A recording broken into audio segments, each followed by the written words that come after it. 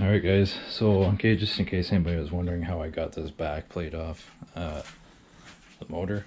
Well, so there's some instances where you can still use your ratchet. You'll be able to get it through this plate here, but ultimately you're not going to get this in there in any way, shape, or form with the other ones. So what you need is you need to use one of these wrenches here, and you can reach in there with one of these and undo your bolts. It's kind of a pain in the rear end, but it does work.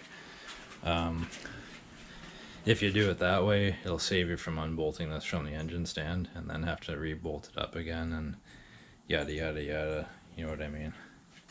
So yeah, just use one of these wrenches if you got it, because you can just kind of, like I said, reach right in there and just kind of spin her out. It'll take a little bit of time, extra time, but whatever. It's just I'm kind of relaxed doing this thing anyway, so yeah, so that'll work in there.